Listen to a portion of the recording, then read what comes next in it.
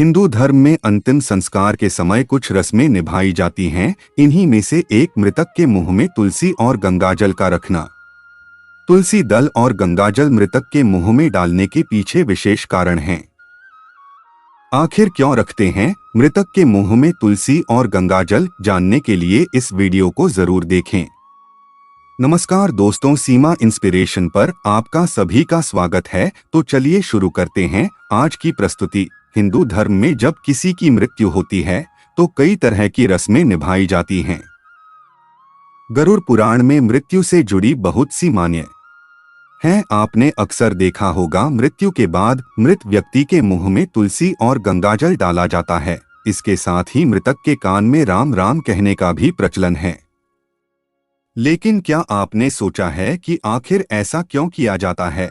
हिंदू धर्म में व्यक्ति के पैदा होने से लेकर उसकी मृत्यु तक जीवन के हर मोड़ के लिए कोई न कोई संस्कार, प्रथा या कर्मकांड जरूर है। हजारों सालों से चली आ रही इन प्रथाओं और संस्कारों के अलग अलग कारण हैं।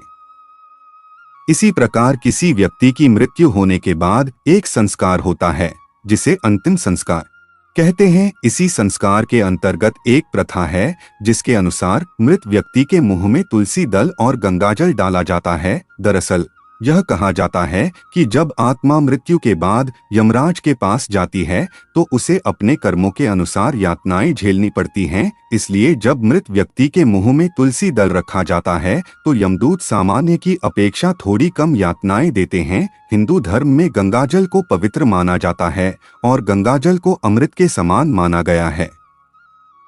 यह भी मान्यता है कि गंगाजल में स्नान करने वाले व्यक्ति के सारे पाप धुल जाते हैं। इसलिए जब व्यक्ति मरता है तो उसके मुंह में गंगाजल डाला जाता है ताकि उसको पापों से मुक्ति मिले। एक और मान्यता के अनुसार मृत व्यक्ति के मुंह में तुलसी और गंगाजल इस कारण भी डाला जाता है क्योंकि जब व्यक्ति के शरीर से प्राण निकलते हैं तो उसे बहुत कष्ट सहने पड़ते हैं।